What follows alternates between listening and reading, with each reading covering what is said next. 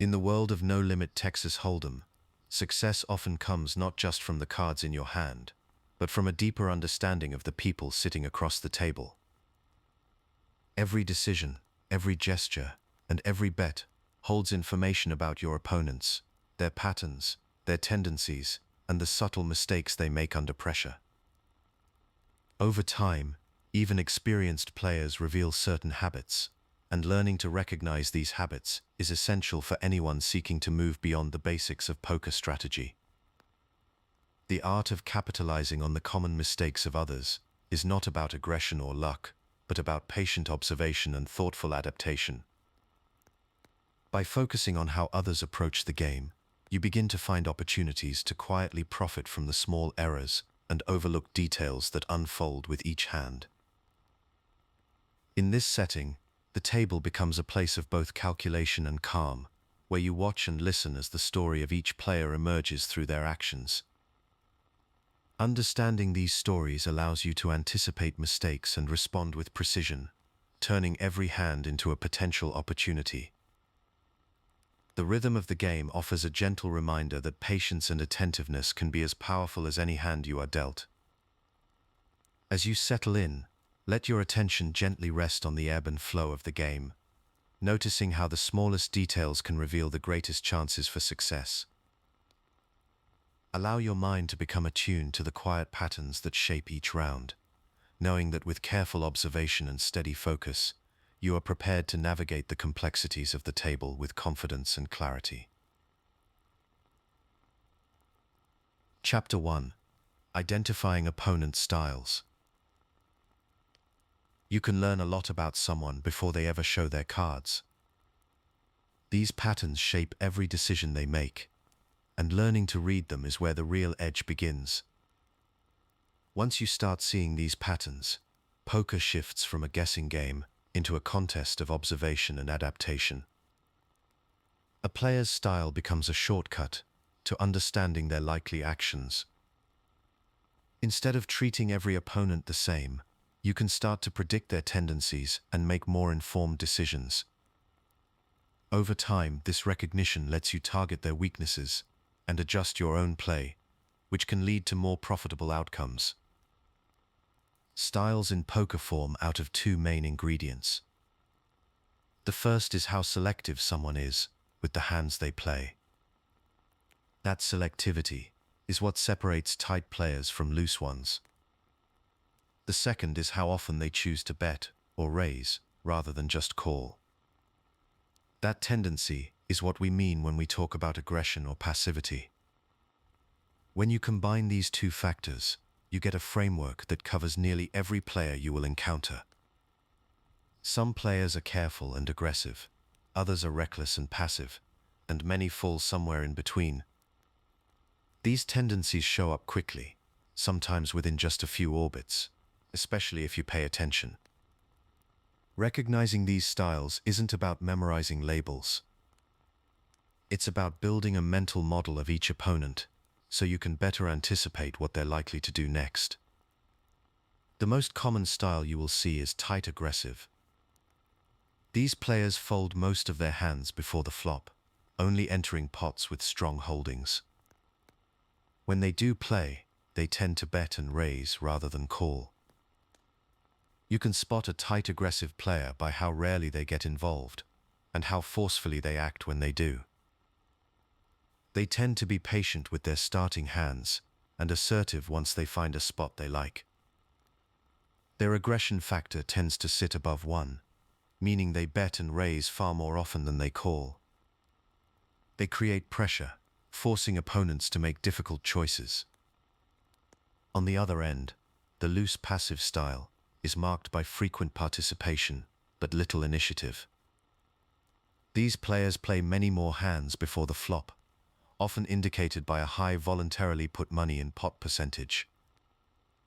When they are in a hand, they tend to call rather than bet or raise, leading to an aggression factor below 1.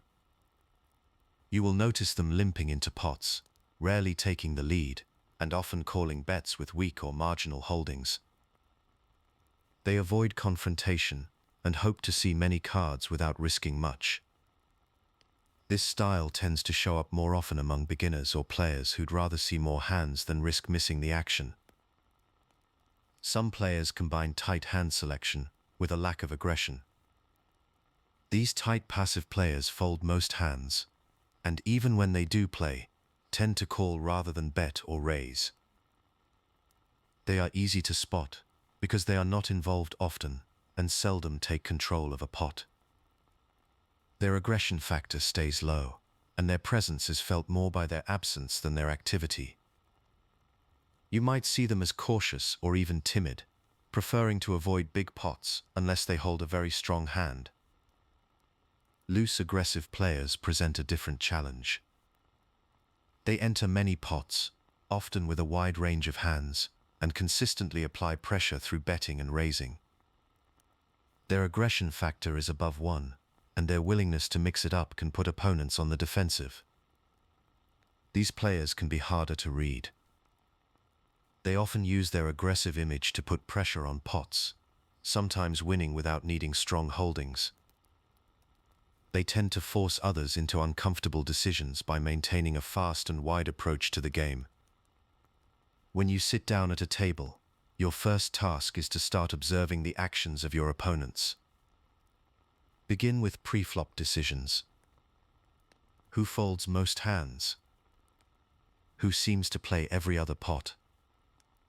Who is raising and who is just calling? These early observations give you a baseline for each player's style. As the game goes on, add details by watching bet sizing, position awareness, and how players respond to aggression. A player who tends to fold to large bets but calls smaller ones is giving away something about where their comfort level sits. In live games, keep a mental or written record of what you see. Note how often someone voluntarily puts money in the pot, how they react to raises, and whether they lead out or wait for others to act. Over several sessions, patterns will emerge, making it easier to categorize each opponent. If you play online, tracking software that gathers statistics automatically has become increasingly restricted. Many sites now limit or prohibit these tools entirely. It's worth reviewing the terms of service for any platform you use before relying on external tracking. Wherever you play, staying adaptable matters more than locking in a label early. Initial impressions are helpful, but you should be ready to update your labels as new hands unfold. Sometimes a player will shift gears, becoming more aggressive or tightening up. If you notice a pattern, start to break down. Adjust your categorization. Accurate labels let you spot exploitable tendencies, like a loose passive player who calls too often, or a tight aggressive player who can be pushed off marginal hands. The more hands you observe, the sharper your profiles become. Each note you take, each tendency you spot, brings you closer to understanding not just what your opponents do, but why they do it. This awareness is the foundation for all profitable adjustments in poker. Once you learn to see these styles clearly, the game slows down. You start to recognize the rhythm of each player, giving yourself more time and more options with every decision. Let these observations guide your choices, and you will find more opportunities to make the right move when it matters. Chapter 2. Common pre-flop mistakes. There's a pull that draws players toward the flop, almost regardless of what they're holding. They call raises with hands like weak aces or offsuit broadways, hoping to catch something. This urge to get involved with marginal holdings is one of the most common mistakes in no-limit Texas Hold'em. The problem is not just the hand itself, but where and how it is played. When you enter the pot from an early seat with a hand that is easily dominated, you set yourself up for trouble. You act first after the flop, so you have less information than everyone else. If someone else wakes up with a strong hand, you are often left guessing or forced to pay off bets with second-best holdings. Let's look at why players fall into this trap. The chance of being dealt any pocket pair before the flop is roughly 6%. That means most of the time you are dealt hands that are not pairs. Still, many players get attached to any ace or two Broadway cards, even if they are offsuit. The issue is that these hands are easily dominated by better aces or higher Broadways, especially when played from up front. By calling or limping with these hands, you dilute the strength of your range. Opponents who pay attention will notice and start punishing you post-flop. Open limping is another pattern worth watching for, especially in full ring games. The player who just calls the big blind instead of raising is telling you something important about their range. While it feels safe, this habit can be costly. Limping does not build the pot when you have a real hand, and it does not put pressure on the blinds. It also signals to observant opponents that your range is weak or passive. When you limp, it is harder to narrow down what you have later in the hand, which gives your opponents an edge. Over time, these small pre-flop errors add up. You might not lose a big pot right away. Instead, you leak chips in many small hands, calling too often and folding after missing the flop. The drain is slow but steady. This is one reason players who play too many hands from early positions tend to finish a long session down. Their mistakes are not dramatic, but the steady trickle of small losses is just as damaging. Some players try to compensate by raising too many hands from up front. They may hope that by being aggressive, they can win pots before the flop. The problem is that early positions are expected to play tight. When you raise too many weak hands, you invite strong re-raises from players in later seats. These players know your range should be strong.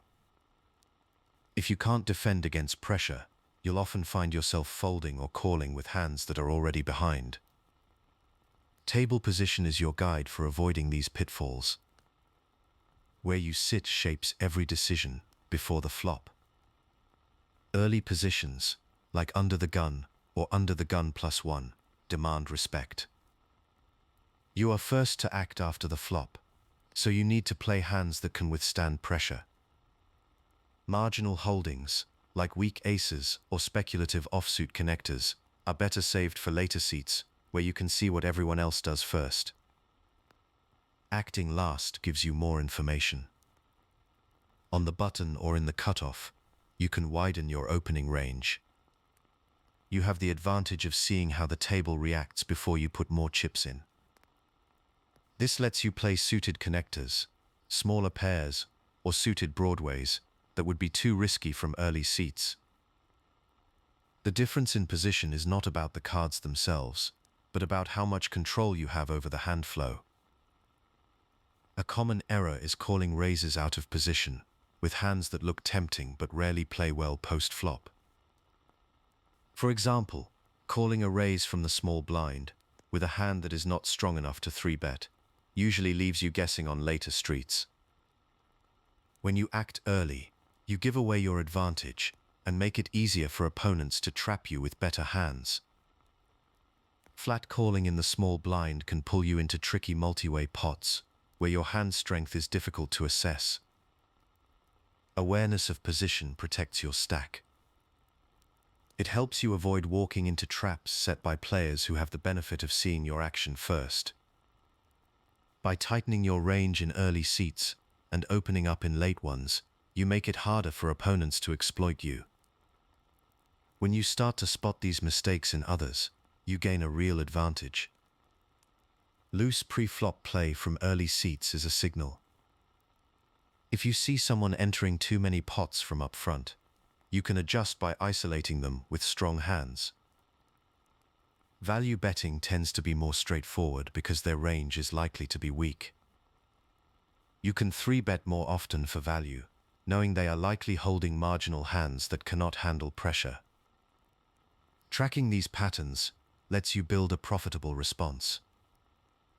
For example, if someone limps in early seats often, you can raise wider to target their passive range. Open limping is seldom a sign of strength. Raising over limpers can isolate them and put them in tough spots. If you notice a small blind who rarely 3-bets or folds too much, you can steal their blind more aggressively from late position. Their passivity tends to make your steals more effective over time. Your equity improves when you get your chips in ahead of weak ranges. By targeting players who call too much or open too wide, you maximize your expected value. The more you see these tendencies, the more you can tailor your strategy to exploit them. There are only 6 combinations of any specific pocket pair. Most hands your opponents play are not premium. When you see someone overvaluing weak hands pre-flop, your job is to be patient and wait for the right spots. When you pick up a strong hand, do not be afraid to build the pot and extract value. The mistakes of others are your opportunity. Spotting these patterns in real time takes repetition. Each session, try to notice who is playing too many hands from early seats. Watch for limpers and callers who do not fold to raises. Pay attention to the small blind and how often they defend or re-raise. These are the players you want to target. Patience and observation are your tools. As you learn to recognize these common pre-flop mistakes, you will find more spots to apply pressure and extract value. Over time, these small edges add up. You will see your stack grow not from wild swings, but from steady, thoughtful adjustments. The mistakes others make are invitations. Stay patient, stay observant, and let each decision build on the last. Chapter 3: Reading the Flop, Mistakes and Exploits. Some players never really look at the board. They see their own 2 cards, form an attachment, and play the hand they wanted rather than the hand the situation calls for. That gap between what a player hopes is true and what the cards actually say is where most flop mistakes begin. One of the most frequent errors you will see is overvaluing weak-made hands. A player with a low kicker might treat top pair as a strong holding, even when the board favors stronger combinations. They continue with these hands, paying off bets from opponents who have better holdings. It is also common for players to call or bet with second pair, or even just overcards, without considering what hands could already have them beat. Another mistake happens when players ignore the texture of the board. They bet or call on boards where straight or flush draws are possible, not realizing their hand's value has dropped. Some keep betting into boards that are highly coordinated, where many combinations can beat their current holding. On the other hand, you will see players check-fold too quickly on paired boards, missing chances to apply pressure or represent strength. Players who do not study the community cards often fall into automatic habits. They might continuation bet with a high frequency, regardless of whether the board favors their range or their opponents.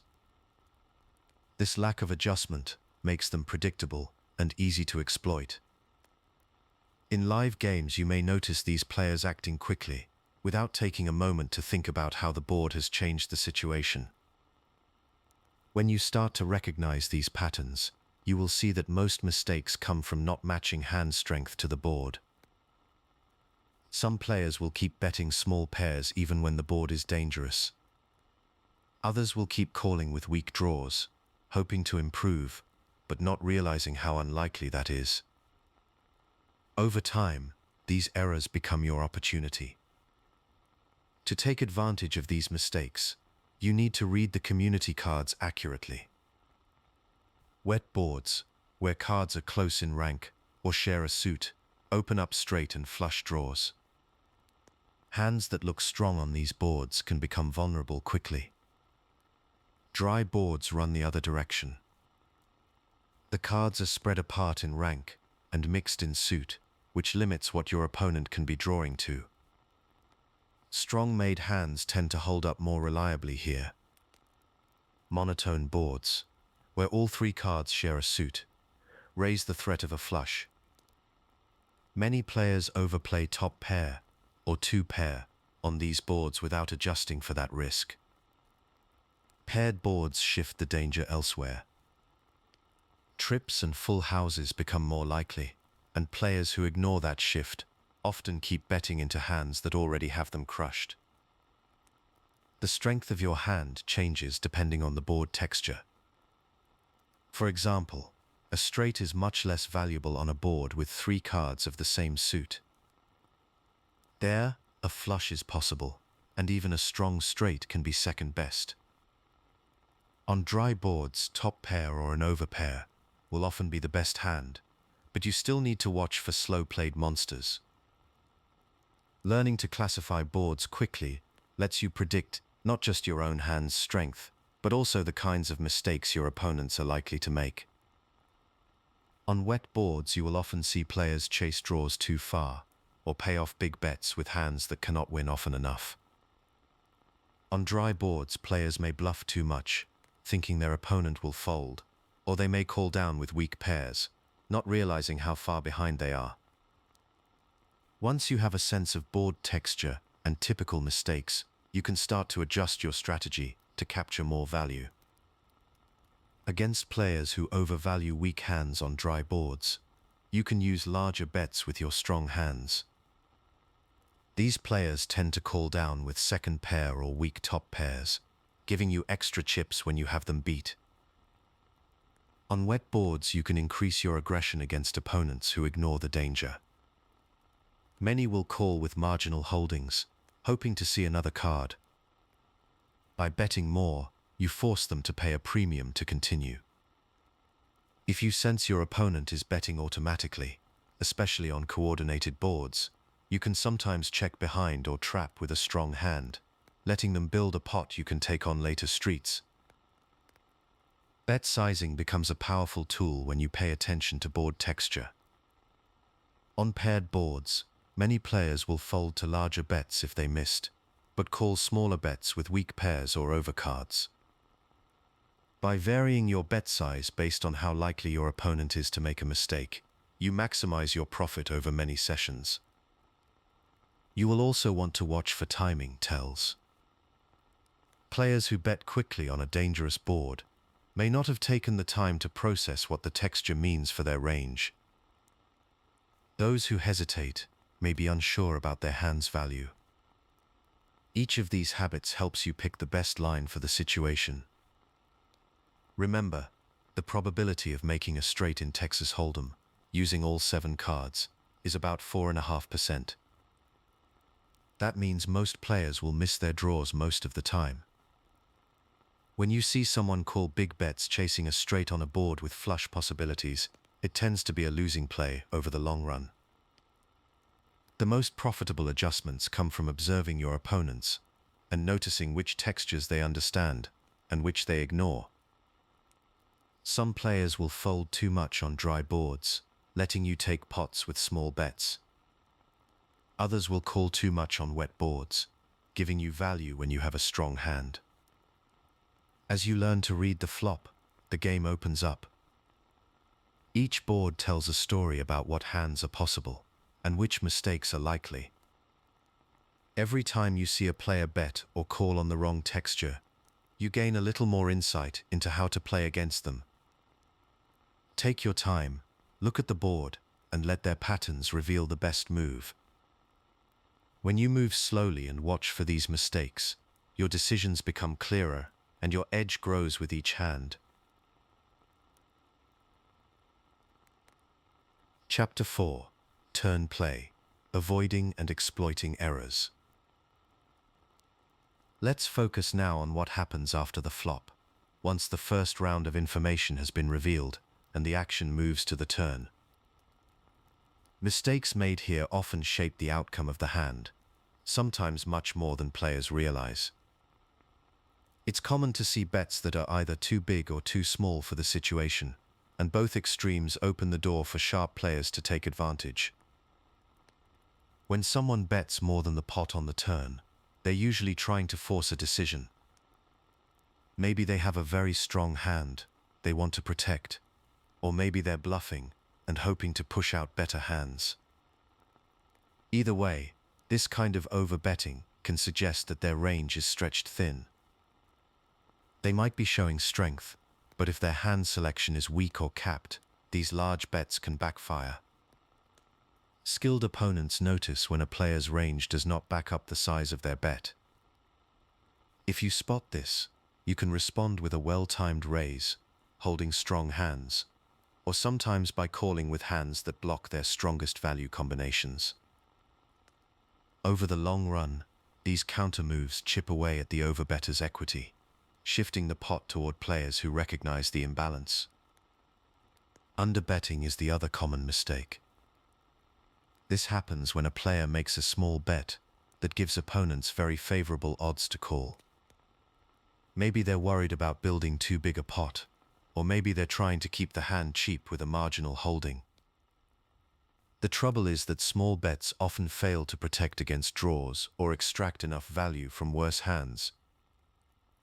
Opponents can call with a wide range and see the next card for a bargain, which often means missed opportunities to grow the pot when you're ahead. Over time, these small errors tend to let the field realize their equity more often, which makes it harder to win meaningful pots and gives opponents an easier path forward. Both patterns tend to get noticed by attentive players. If an opponent keeps betting too much, look for spots to check raise or call down lighter.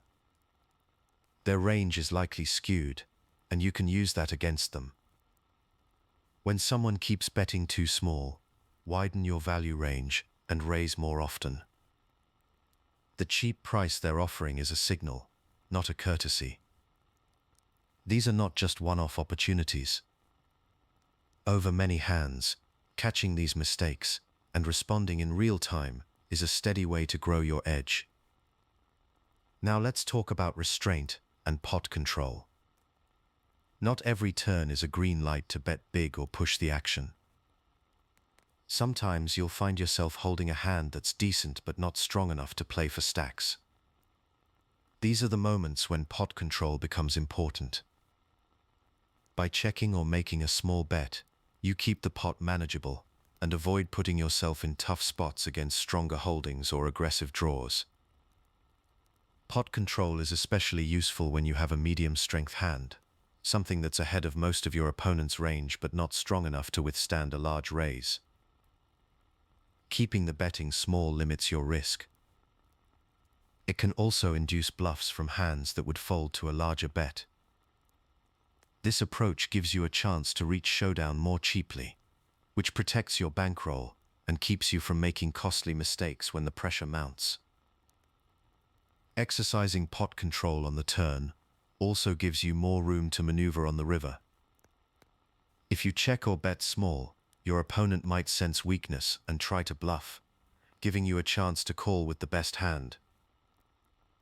If a scary card arrives, you haven't committed too many chips. Folding doesn't cost you as much. This flexibility is key to managing risk and keeping your options open as the hand develops. Let's look closer at how you pick your bet size on the turn. The right sizing depends on what you want to accomplish. If you have a strong hand and believe your opponent will call with worse, you'll want to bet enough to build the pot and deny them the right odds to chase draws. If you're bluffing, you might size your bet to maximize fold equity, making it tough for marginal hands to continue. When opponents overbet the turn with weak or unbalanced ranges, you can punish them by raising more often with your best hands. This strategy forces them to risk even more chips when they're likely behind or bluffing. On the other hand, when someone underbets, you can respond by calling with a wider range, or even raising, since the price they offer is too cheap for the strength they represent. Optimal bet sizing on the turn is about reading the situation and adjusting to what your opponent is likely to do. If they call too often with marginal hands, bet bigger for value. You'll extract more from their mistakes that way. If they fold too much, sizing up your bluffs puts pressure on their weaker holdings. Over time, these adjustments help you capture more equity from every hand, turning small errors by your opponents into consistent gains. As the hand moves through the turn, every sizing choice and moment of restraint builds on the mistakes you spotted on the flop. The more you practice seeing these errors in real time, the more natural it feels to respond with the right move. Take a little more time with each decision, and you'll notice the patterns that others miss. The turn is where small advantages often become big ones, and where steady players quietly pull ahead. Let the action slow down, and let your edge grow with every thoughtful choice. Chapter 5: River Decisions, Capitalizing on Mistakes. On the river, every chip in the middle is real, and every decision carries weight. The action is finished, the hands are mostly defined, and now the final bets go in. This is where many players let their guard down, or push too hard, making mistakes that can be subtle or obvious. Some errors repeat again and again, and learning to spot them is a quiet path to profit. One common mistake is overvaluing weak hands at showdown. You'll see players call bets with little more than a high card or a low pair, hoping their hand is good even when the board and the action suggest otherwise. This shows up often in no-limit Texas Hold'em, especially in cash games where people feel attached to the pot after investing chips on earlier streets. Sometimes the urge to call comes from a sense of commitment, even when the math is not there. Other times, players underestimate what their opponents could hold, failing to see how their own hand falls behind most reasonable ranges. Another frequent error is the opposite, checking strong hands on the river, not for deception, but out of fear. When players worry about being raised or bluffed, they sometimes pass up value by playing it safe. Slow playing or trapping can be a deliberate choice, but in many cases the hesitation comes from uncertainty about what to do when facing aggression.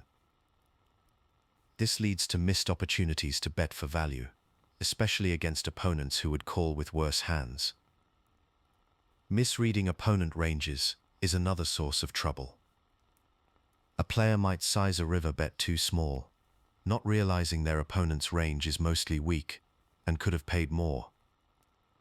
Or they might make a large bet into a strong range, getting called only by better hands. Hesitation and inconsistent sizing are often clues. If someone takes a long time before betting or changes their usual pattern, it can signal discomfort or uncertainty. These timing tells and bet size shifts are windows into how sure someone feels about their hand. Some players fold too quickly when faced with aggression, missing spots where their hand is still good. Others call too wide, clinging to marginal holdings and hoping for the best. Recognizing these patterns lets you adjust your approach. Knowing who folds easily and who calls too much tells you how to play each river spot differently. Over time, you'll see that these river mistakes are not rare. They repeat across tables and opponents. When you learn to spot them, you give yourself permission to adjust and profit, hand after hand. Knowing what mistakes look like is only the first step. Next comes deciding what your own hand is worth at showdown. If your hand often wins when checked down, you might choose to check or call instead of betting. That decision depends on the board, the action so far, and what you know about your opponent. Assessing showdown value begins with the board texture. On a dry board, where draws are unlikely, a medium pair may be strong enough to check and expect to win. On a wet board, where many hands could have improved, the same pair might be much weaker. You also want to consider how your opponent tends to play. If they are aggressive, they may bet into you with many hands, so calling down with a hand that looks good on paper could be costly. If they are passive, your hand may hold up more often. Hands with strong showdown value support a more passive approach on the river. Checking or calling makes sense when you expect to win without risking more money. If your hand lacks this value, you may need to bet and hope for folds, but you should be careful. Overestimating showdown value is a classic pitfall, especially against opponents who put you to tough decisions with large bets. When the board and the action suggest your hand is not strong enough, it is better to let it go than to pay off a better holding. Pot control helps most when your hand is solid, but not dominant. If you think you're likely ahead but don't want to face a large bet, checking is worth considering. Other times you might see value in betting, especially if you think your opponent will call with worse. The choice is always situational. Showdown value guides you toward the line that keeps the pot manageable and avoids unnecessary risk. Some river situations call for pressure. When you sense weakness in an opponent, bluffing can be powerful. The key is to read their range and their behavior. If they check after leading the action on earlier streets, their range may be capped, meaning they do not have the strongest hands. This creates an opening to represent strength and force folds. Just remember, a check does not guarantee weakness. Sometimes strong hands are hidden in a checked range. Wide calling tendencies should change your plan. If you see that someone calls the river with almost anything, bluffing loses value. Instead, you want to bet thin for value, knowing they will pay you off with hands you beat. On the other hand, when an opponent hesitates or bets small, it can signal a marginal hand. This is where a well-timed bluff or raise can work, provided the board and the story you tell makes sense. Sizing matters. A river bluff tends to work best when it looks like a value bet from a strong hand. If you bet too small, you invite calls from weak hands. If you bet too large, you may only get called by the top of your opponent's range. The best bluff size balances the chance to fold out better hands with the risk you take. Past streets matter too. If you've shown aggression or told a consistent story, your river bluff is more likely to be believed. If your play doesn't fit the board or the action, attentive opponents are more likely to see through it. Bluffing the river is about timing and observation. When you watch your opponents closely, how they bet, how long they take, how they size their bets, patterns start to emerge. Each hesitation or inconsistency is a chance to apply pressure, to make them fold hands they might otherwise call with. Across enough spots, that pressure creates real results. Each river carries the weight of every decision that came before it. The board is set. The ranges are shaped. What's left is reading what's in front of you and trusting your read on the opponent. The mistakes are already on the table. Knowing how to use them is what separates a call made from habit from one made with purpose. Chapter 6. Understanding bet sizing errors. Watch a low-stakes table long enough, and you'll start to notice something. The bet sizes repeat. Not because players are making the same decisions, but because they've stopped making decisions at all. If you watch closely, you'll see errors repeat themselves. Some players like to open pre-flop with a big raise, maybe 5 or 6 times the big blind, even when the usual size is closer to 2 or 3 times. Others bet the same amount after the flop, no matter what the pot is, betting $15 whether the pot is 12 or 20. These habits are not random. They show up in live games, especially at low stakes, where players often fall into routines. A big mistake you'll see is underbetting strong hands. Someone flops top pair and bets a third of the pot, hoping to get called, but they miss value. Other times, a player with a weak hand or a draw will make a large bet, trying to scare people off, but the sizing does not fit the story. You'll find players who always bet half the pot, even when the board changes or the pot size grows. This kind of fixed sizing leaves money on the table. It also gives you a clear window into how they think about the game. Sizing errors show up in other ways too. Sometimes a player in early position makes a minimum raise with a premium hand, which looks strong but actually limits how much they can win. A small bet on the flop can create awkward situations on the turn and river. If the pot never gets big enough, value hands lose out. If the pot gets too big too quickly, it's hard to control the action. These aren't small leaks. They shape the whole hand. Most of these mistakes happen because players want to keep things simple. They use fixed sizes to avoid tough choices. A beginner might open with a large raise pre-flop because they think it's safer. Others make small bets after the flop because they don't want to risk too much if they're not sure where they stand. It's common to see the same half-pot bet again and again, no matter the board or stack size. This pattern is not usually about strategy, it's about comfort. Some players bet small when they're bluffing, hoping to lose less if they get called. When they have a strong hand, they might bet big out of fear that a draw will get there. The problem is, these habits make their range obvious. A fixed half-pot bet every time comes from not thinking about what the bet is supposed to do. The mental shortcut is, I always bet this much, so I don't have to think about it. Over time, this makes them easy to read. Position also plays into these choices. In position, players often bet smaller because they know they'll act last on future streets.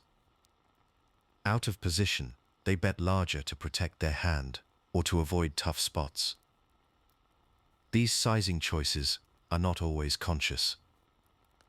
They come from the feeling of wanting to be in control or to avoid risk. Over time, these shortcuts turn into habits that are hard to break. So, how do you use this to your advantage? Start by paying attention to the sizing patterns at your table. If someone always bets half the pot, you can adjust by calling wider with strong draws or marginal made hands when the odds are good. When you see a minimum bet, you can call with a wider range because you're getting a great price. Against players who underbet strong hands, consider raising to build the pot and extract more value, especially if your hand is ahead of their likely range. If you notice someone making oversized pre-flop raises, you don't have to play back with weak hands. Tighten up your calling range and wait for strong holdings. When you do have a premium hand, you can 3-bet and build a bigger pot. When you notice an opponent tends to bluff with small bets, calling more often can make sense. They're not risking enough to make folding the right play most of the time. If a player who always bets the same amount suddenly makes a large bet, that's often a sign of strength. It's usually safe to fold your weaker hands. Consistent sizing patterns across streets can make opponents easier to exploit. When someone never changes their bet size, you can adjust your defense and offense to fit the situation. If your opponent never adapts, you can bet larger for value against passive callers, or smaller when you want to control the pot. Each adjustment lets you take advantage of their habits. The ripple effects of sizing errors go far beyond a single bet. When pots are kept small by underbetting, value hands miss out on profit. When pots get too big too early, players lose the ability to control the hand or make disciplined folds. Sizing mistakes shape the decisions that follow, sometimes locking players into tough spots they could have avoided with better planning. You'll find that the more you watch for these errors, the more natural your responses become. Each time you spot a fixed pattern or a sizing mistake, it's a chance to lean into your edge. The game slows down, Each decision feels a little lighter. Take your time. Trust your observations. Let the habits of others guide your next move. The quiet discipline of watching for bet-sizing errors can turn small leaks into steady gains, one hand at a time. Chapter 7. Bluffing and Semi-Bluffing Mistakes. Bluffing and semi-bluffing sit at the heart of no-limit Texas Hold'em strategy. When you bet or raise without the best hand, you are not just hoping to get lucky. You're trying to pressure opponents into folding, even when their hands are stronger. The goal is to represent a hand so strong that your opponents feel compelled to let go of theirs. You want them to believe you have it, even when you do not. Semi-bluffing is a little different. Here, you bet or raise with a drawing hand. That means you do not have the best hand yet, but you could improve to it on a later street. You might hold a flush draw or a straight draw. When you semi-bluff, you are hoping for two things. You want your opponent to fold now, but you also have a backup plan. If they call, you can still win by hitting your draw. This two-way play is what makes semi-bluffing so powerful. These tools are not just clever tricks. They are essential for winning against observant opponents. If you only bet when you have value, you become predictable. Observant players tend to catch on over time. They'll fold when you bet big and only pay you off when they feel confident they're ahead. Bluffing and semi-bluffing force your opponents to guess. They make your betting range wider and more difficult to read. This balance creates uncertainty and opens up more ways for you to win pots without always showing down the best hand. There is also a psychological layer. Each time you bet or raise without the goods, you put your opponents under stress. They have to make tough choices with hands that might be good, but not great. Over many sessions, this pressure adds up. Players start second-guessing themselves. Some start folding too often. Others call you down with weak hands and end up in bad spots. Bluffing and semi-bluffing are the tools that create this tension and can help keep you a step ahead over time. Mistakes in bluffing and semi-bluffing are common, even for experienced players. The first big error is poor timing. Bluffing into players who rarely fold, or on boards that strongly favor your opponent's range, rarely works. If you try to represent a strong hand on a river where tight players are likely to have it, your bluff gets called far more often than is profitable. This kind of mistake drains your stack over time. Another frequent error is simply bluffing too often. If you are aggressive in every spot, your bets lose credibility. Opponents start calling you down with medium-strength hands more often. They adjust because your pattern becomes clear. When bluffing gets out of control, it is no longer a surprise. It is just a leak that smart players will exploit. Ignoring table dynamics is another trap. If you do not pay attention to who is in the pot, you can end up bluffing into the wrong crowd. Some tables are full of passive players who do not want to call big bets. Others have calling stations who will not fold anything decent. If you miss these cues and bluff into a player who never folds, you are just giving away chips. At the same time, failing to notice a table full of tight, cautious players means you might be missing easy bluff spots. Semi-bluffing brings its own mistakes. Players often bet draws into too many opponents. In multi-way pots, the chance someone has a hand worth calling with goes way up. Your fold equity drops. Your semi-bluff loses much of its effectiveness. Overusing semi-bluffs also creates patterns. If you always fire when you pick up a draw, your opponents will start calling down with hands that beat your draws, but not much else. You can spot these leaks if you watch for the signs. Players who bluff too often tend to use the same bet sizings or get caught firing on every street. If you notice someone always betting big in spots where they should be cautious, that is a clue. You can tighten up your calling range, looking for spots to catch their bluffs. Trapping with value hands becomes more profitable when you know someone is over-bluffing. On the other hand, if you see a player who never bluffs, you can fold more often and avoid paying them off. Knowing which type of pressure you're applying in a given spot changes how you read your opponent's response. When someone calls a bet on a dry board with no draws possible, they likely have something real. When they call on a board with many draws, they might have a made hand, or they might be chasing. That distinction shapes how you play the next street. Say you see a large bet on a board where draws are possible. If you know your opponent likes to semi-bluff with draws, you can adjust. Sometimes it makes sense to call down lighter, knowing they have equity but not a made hand yet. Other times, if your own hand is weak and the pot odds are not right, you can let it go.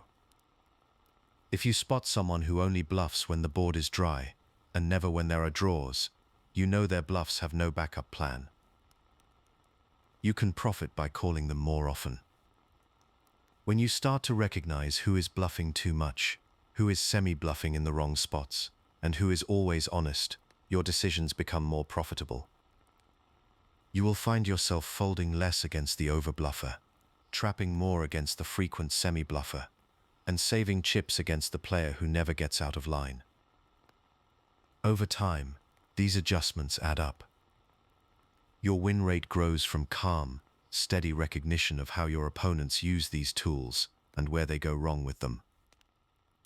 The pace of the game rewards patience. Patterns in aggression and timing reveal themselves over many hands. Some players are betting without a path to winning. Others have draws that could change everything. The more hands you see clearly, the more those distinctions become automatic. Chapter 8. Leveraging Positional Awareness. Your seat at the table is one of the quieter advantages in poker. Most players notice the button and the blinds, but they do not stop to think about how much the order of action changes every decision they make. The order you act in shapes almost every decision you make, from the hands you choose before the flop, to each bet or check after it. That is what makes your seat so valuable in no-limit Texas Hold'em. When you act after your opponents, you get to see what they do before you commit any chips. You see who bets, who checks, and how much they are willing to risk. That extra information lets you make smarter choices. You can adjust your bet size, fold when things look dangerous, or push for value when you sense weakness. If you are in an early seat, you act first and give away your intentions. If you are in late position, you get to watch the action unfold and decide what to do with more knowledge than anyone else at the table. You already know that early seats put you in front of most of the table, while the cutoff and button give you the last look at the action. The fewer players left to act behind you, the wider your range of playable hands can become. That is because you are less likely to run into a strong hand, and you have a better sense of what everyone else wants to do. When you have to act early, you should be more selective. Playing too many hands out of position often leads to tough spots after the flop, where you are forced to act first without knowing what your opponents will do. This edge from position is not just about big pots or flashy bluffs. It is about stacking small advantages over and over. Many players overlook this and treat every seat as if it is the same, missing out on the quiet power of acting last. When players ignore their seat at the table, you can see clear patterns in how they lose chips. One mistake is playing too many hands from early position. You will see players call or limp in with hands that are much better suited for late position, hoping to see a cheap flop. What often happens is they end up out of position for the rest of the hand, forced to act first with little information, which makes it hard to play profitably. Another common error is open limping from early seats. These players just call the big blind instead of raising, hoping to see a cheap flop.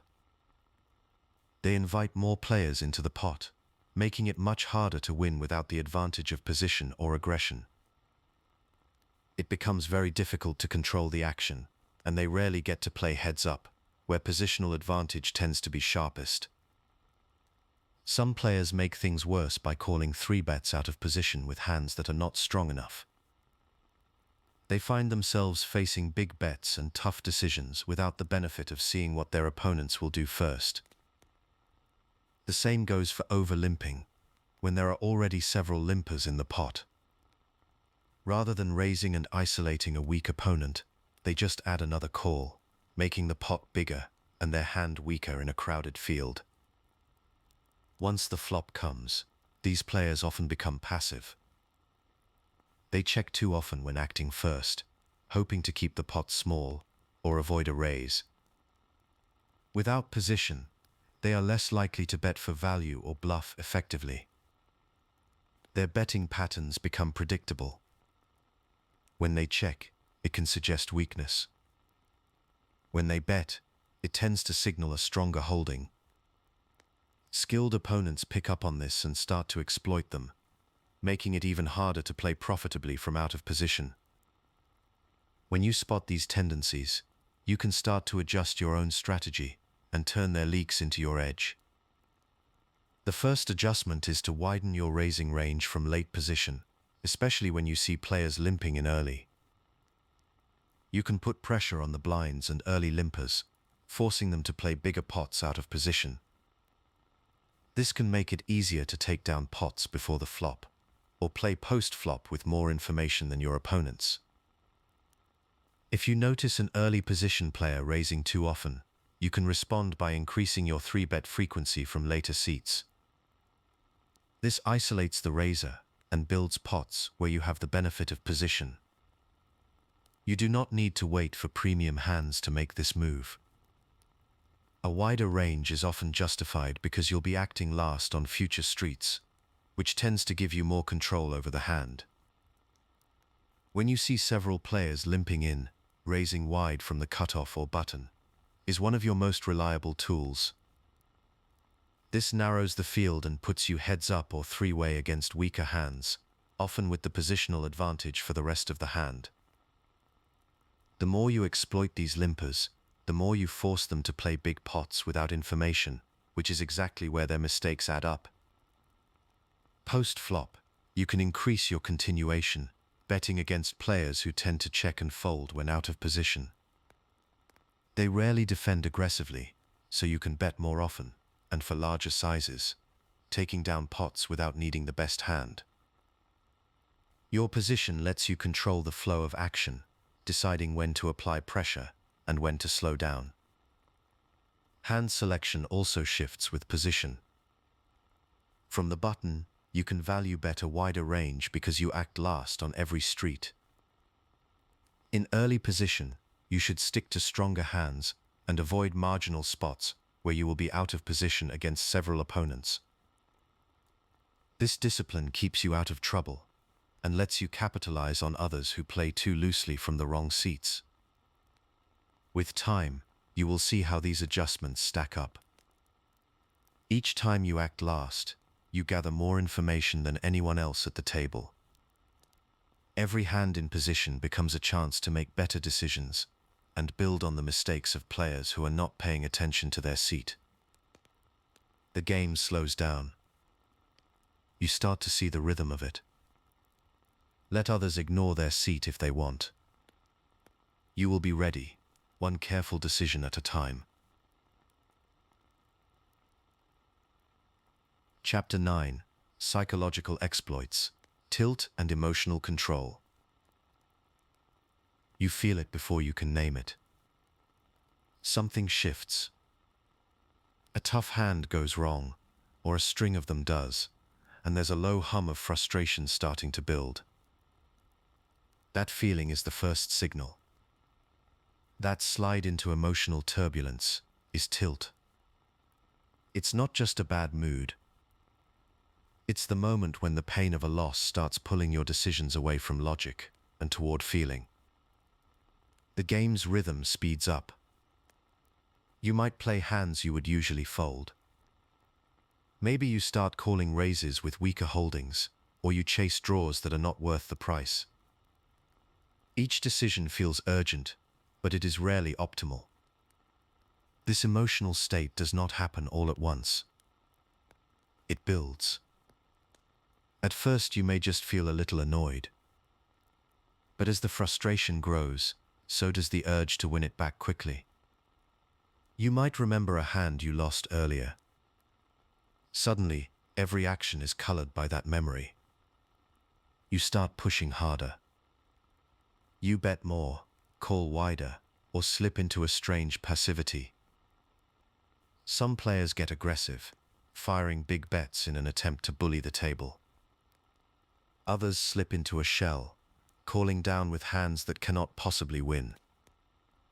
The logic that usually guides your play starts to fade, replaced by a need to even the score or escape the pain of the loss. This is where tilt becomes dangerous. Now each suboptimal decision makes the hole a little deeper.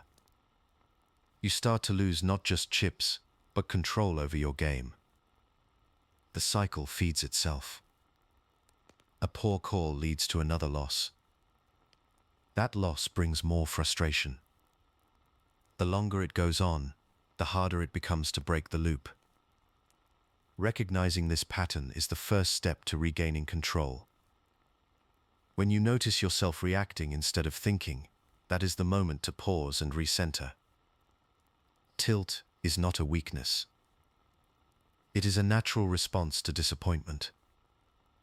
But in poker, it is also one of the most costly. Sometimes you will notice this pattern in others before you spot it in yourself.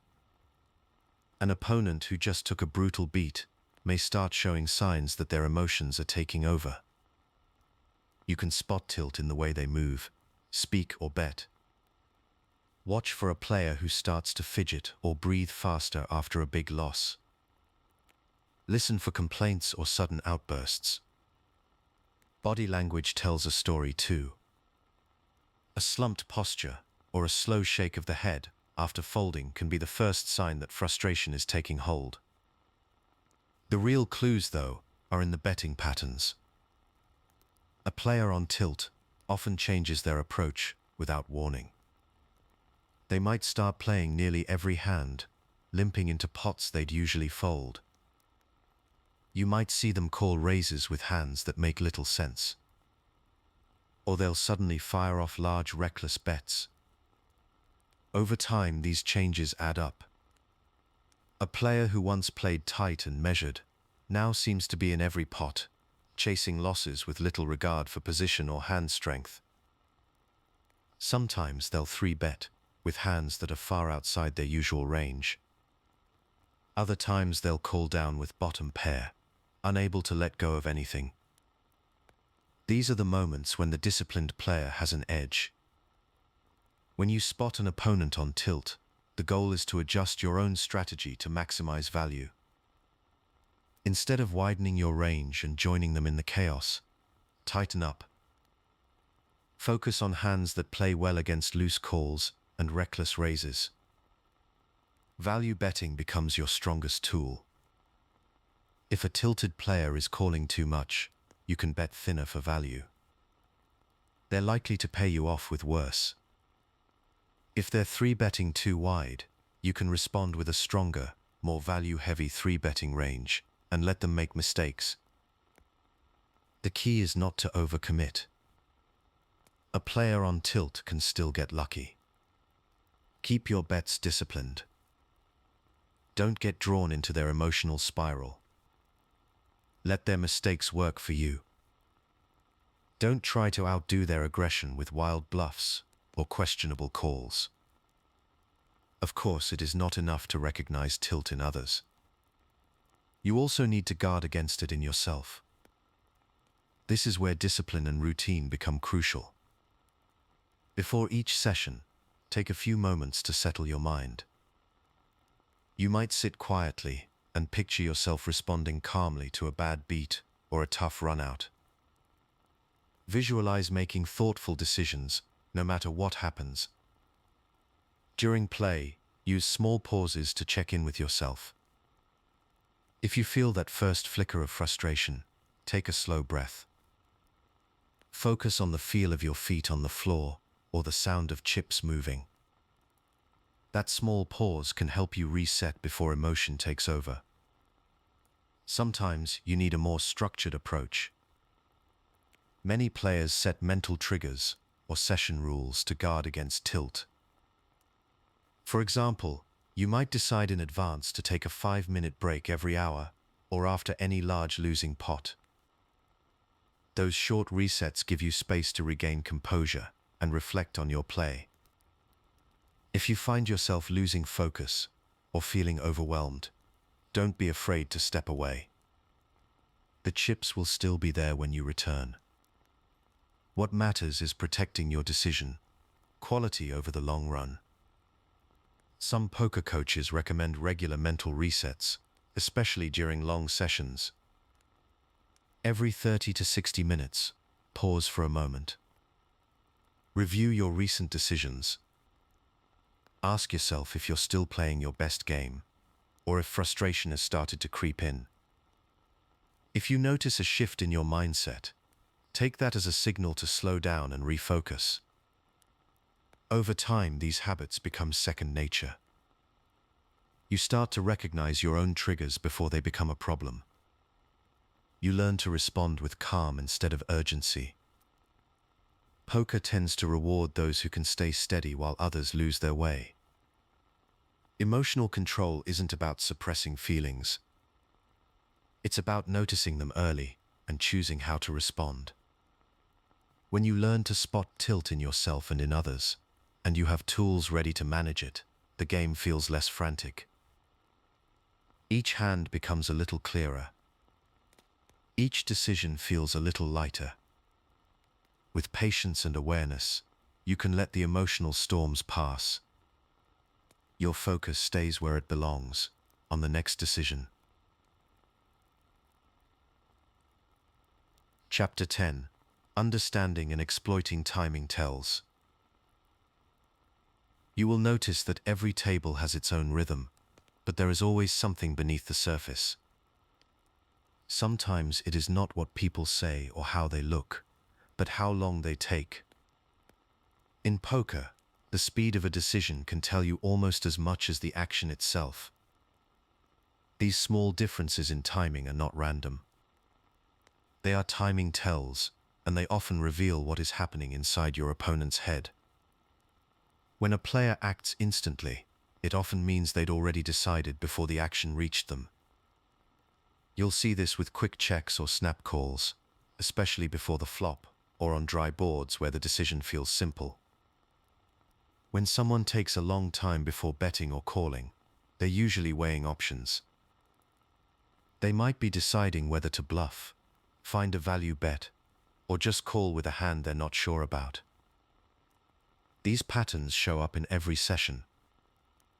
They appear in every phase of a hand, from before the flop all the way to the river. Speed alone isn't the signal. What matters is what that speed means given the specific situation. Not all timing tells carry the same weight. What you see from a newer player isn't the same as what you see from someone who's played thousands of hands. Novice players tend to fall into predictable patterns. When they're holding something strong, they'll often act quickly, almost without thinking. When they're unsure, they'll pause, sometimes for a long time, before making a move. Those moments of hesitation usually connect to difficult decisions or marginal hands. You'll notice this most clearly when a player tanks before calling or folding in a multi-way pot. Things shift when you're playing against someone with more experience. Seasoned players know their timing is being watched, so they try to mix things up. They might take extra time with a strong hand on purpose, or move quickly with a weak one. This doesn't mean their timing tells disappear. It does mean they become less reliable on their own. You'll want to look for patterns across many hands, and stay ready to adjust as their approach changes. Position plays a role too. A player who acts in position might move faster because they're comfortable. Someone out of position might slow down to gather information or hide their intent. Stack depth can shift the rhythm as well. Deeper stacks often lead to longer decisions, especially on later streets. The key is to stay flexible and avoid locking in on a single read. Once you start noticing these timing patterns, you can begin putting them to use. If you see an opponent check quickly on the flop after raising before the flop, it might mean they've given up or they're trying to trap. A snap call from a less experienced player is often a sign of a weak hand, one they're not confident enough to raise or fold. When you spot someone tanking before betting on the river, they're often worried about getting called. That hesitation can open the door for a bluff. Fold equity tends to rise when your opponent looks strong but uncertain. A slow, careful tank followed by a bet signals strength to most players, and that signal can push out hands that might have called a quicker bet. It is important to remember that these tells are not standalone signals. They work best when you blend them with everything else you know about the hand, your opponent's range, the odds you are getting, and the texture of the board. When you use timing tells to support a value bet or to find a fold with a marginal hand, you are adding another layer to your decision-making. It is not about guessing, but about stacking probabilities in your favor with every piece of information you can gather. As you get better at reading timing, you'll also want to protect yourself from giving away the same information. The simplest approach is to vary how quickly you act, regardless of what you're holding. Sometimes take a little extra time with a strong hand. Sometimes move fast with a weak one. Over many sessions, that habit will make you harder to read. You don't have to be mechanical about it, but a little unpredictability goes a long way.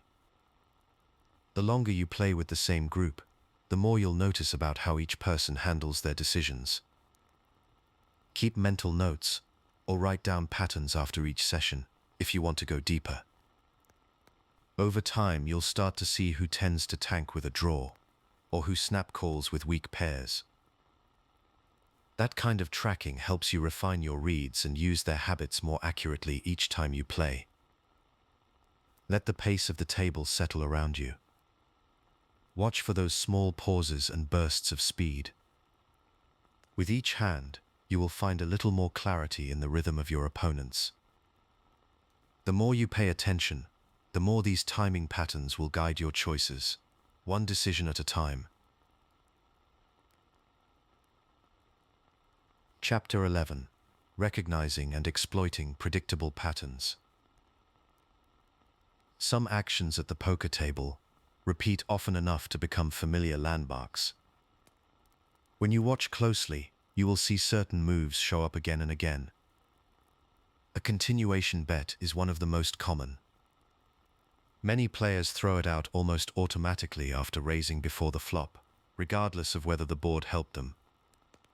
The check raise shows up nearly as often. Limping still appears at most tables, even among players who know better.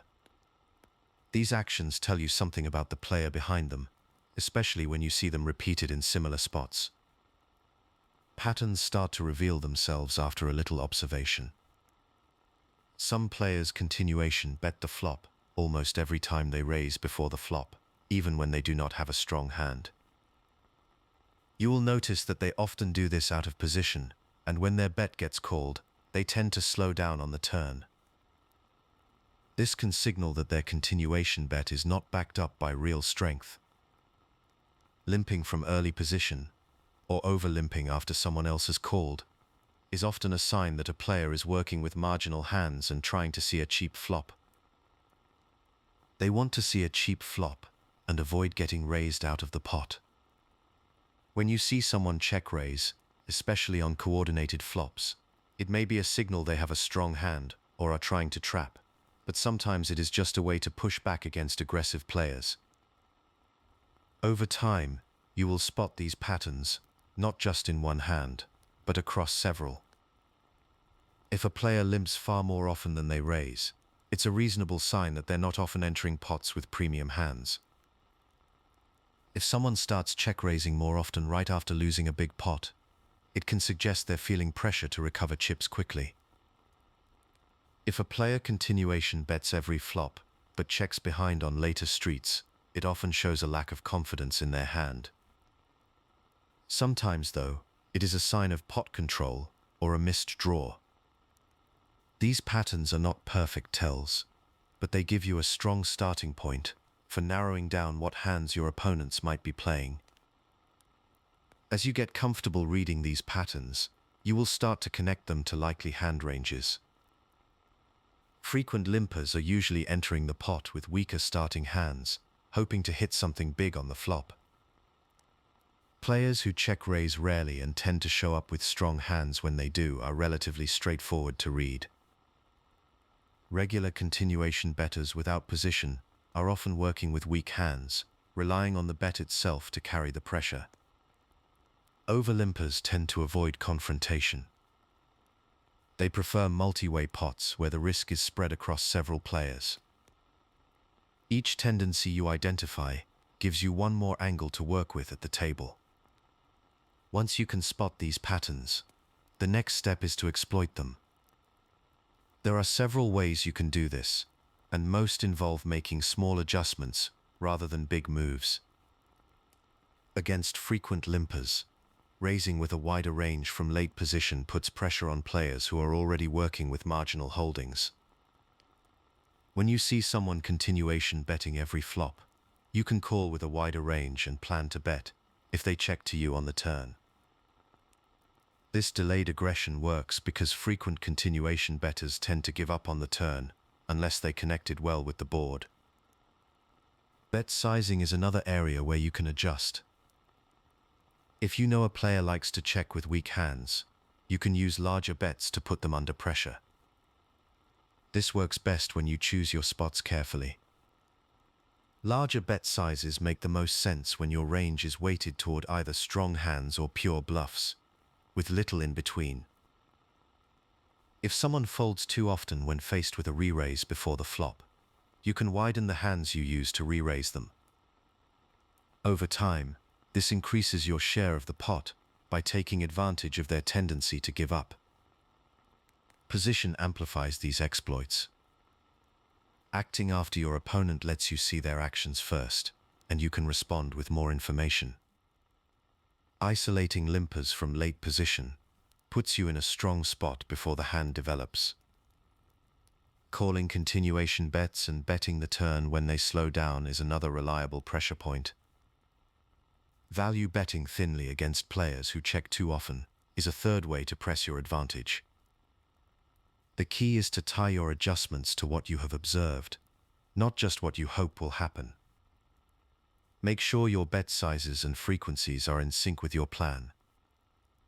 Larger bets tend to get more folds, but they also need to be backed by either a strong hand or a convincing story. Smaller bets can pull in calls from marginal hands, but won't create the same pressure to fold. Every table is a little different, and patterns shift over time. It is important to keep watching for changes.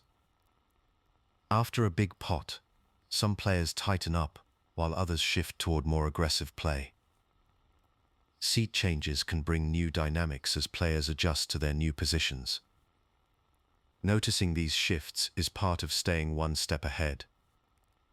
When you see an opponent who used to limp, now playing fewer hands, you can start raising more often, taking down pots that no one else wants. If someone becomes more aggressive, you can adjust by checking strong hands and letting them bet for you. This keeps your own play balanced and avoids becoming predictable yourself. Flexibility is what keeps your edge sharp. The best players do not just find a pattern and stick to one response. They keep adjusting as the table changes around them. If you always counter a frequent continuation better with a float, eventually they will adapt. Sometimes you need to fold, sometimes raise, and sometimes slow play a strong hand. Keeping your own actions balanced makes it harder for others to turn the tables on you. Over many sessions, this approach lets you extract value from leaks while avoiding traps set by observant opponents. The rhythm of poker rewards attention to detail and a willingness to stay curious. Patterns that once looked random start to make sense as you watch more hands unfold. Each new session offers a chance to spot something different, and each adjustment you make keeps your game just a little ahead of the curve. Let the action slow down, trust your observations, and let the patterns at the table guide you toward better decisions, one hand at a time. Chapter 12. The Art of Slow Playing. Patience at the poker table isn't always passive. Sometimes it's the most deliberate form of aggression you have. When you have a strong hand and your opponent tends to bet too often, you don't always need to announce your strength right away. You can check or call instead. That disguises your intentions and invites them to keep firing. It works best against players who love to bet at every chance. With patience, you can let them bluff or value bet weaker hands. The pot can grow larger than it would if you had bet aggressively yourself. The key is to pick your spots. Dry boards offer the safest ground for this approach. With only one other player in the hand, the risk that they catch up is small. You can afford to play passively for a street or two. Overly aggressive players, especially those who tend to bet medium-strength hands as if they're the best, are often the ones most likely to fall into this trap. When you act unsure or weak, they feel free to bet again and again. That gives you a chance to win more than you would have by scaring them off early. This tactic is not about being tricky for its own sake. The goal is to maximize the value of your strong hands by exploiting predictable aggression. If you bet out with your best hands every time, sharp opponents will start folding their weaker hands and only continue when they have you beat or can draw out. By slow playing, you keep their entire range in the hand, letting them make mistakes and pay you off when the time is right. There is a psychological dance at the heart of slow playing. When you check or call with a strong hand, you send a signal of weakness. Aggressive players pick up on this and often get overconfident. They start to see your passivity as an invitation, not a warning. This is where the trap tightens. They may widen their betting range, thinking you have little or nothing. Their bets get bigger, and their commitment grows with each street. Some players, especially those who play too loose or get frustrated after losing a few pots, will push even harder if they believe you are backing down. They may start bluffing with hands they would never show down if you bet out. They can also start betting for value with hands that are not strong enough to bet if they suspect you are weak. Your patience and passivity lure them into building the pot for you, often with hands that have little chance of winning. This works because many aggressive players do not plan ahead. They focus on the current street, betting because it feels like the right move, not because they have a clear plan for the later streets. When you slow play, you let them commit chips where they feel most confident. They don't realize they're setting themselves up for a big loss.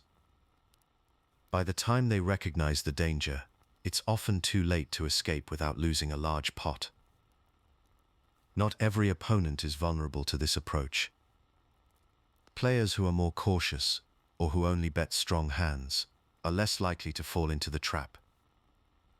Against these types, slow playing can backfire, as they will check behind and deny you value.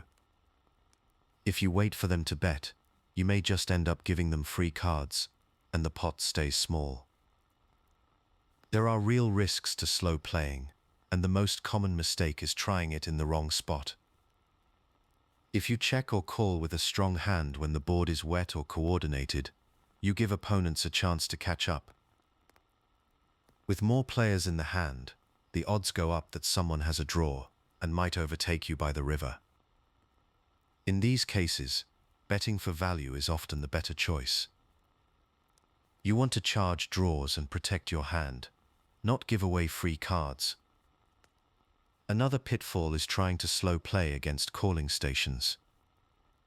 These opponents won't do the betting for you. If you check to them, they'll often check right back. That means missing out on value you could have claimed by betting yourself. Each missed bet can cost you chips that are hard to get back, especially in tournament play where every chip matters. It is also easy to telegraph your intentions by suddenly making a large or oddly sized bet after slow playing for a street or two. When you decide to switch gears, keep your bet sizing consistent with your normal patterns. If you make a huge bet out of nowhere, sharper opponents may sense something is off and fold. That can cost you the value you worked so patiently to build. The decision to slow play always comes down to balance. You need to weigh the risk of giving away free cards against the reward of letting an aggressive opponent bluff into you. Look at the board texture, the number of players in the hand, and how likely your opponent is to keep betting with worse hands. If the situation feels right, and you have reason to believe your opponent will hang themselves with their own rope, slow playing can be a powerful weapon.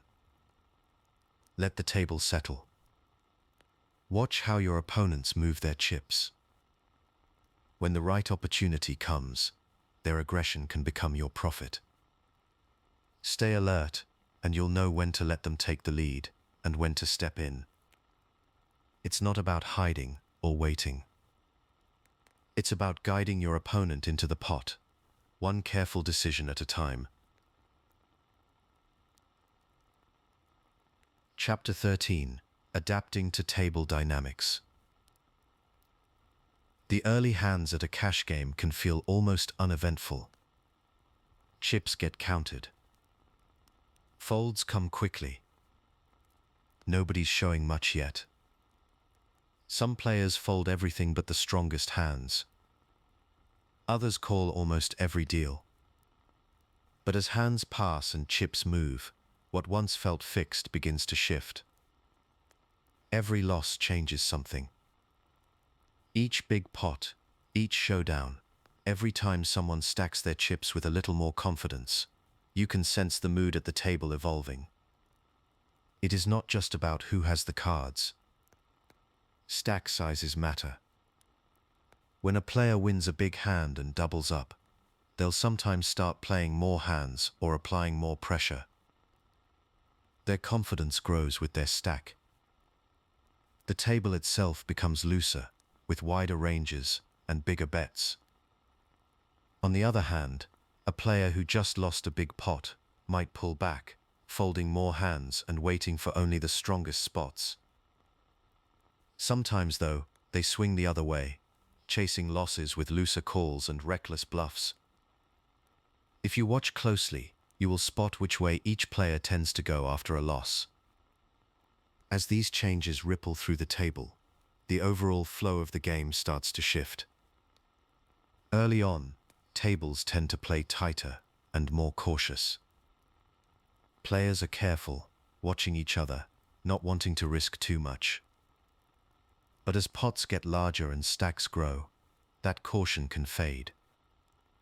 Suddenly, you might see a series of big bets and loose calls. The game can swing from quiet calculation to wild, unpredictable action in just a few orbits. Sometimes, a few players start limping or calling more often. This can lower the aggression at the table and invite even more players into each pot. Every shift, Every pattern creates a new kind of imbalance, and those who notice first are best positioned to profit. Spotting these changes is a skill you can practice every session.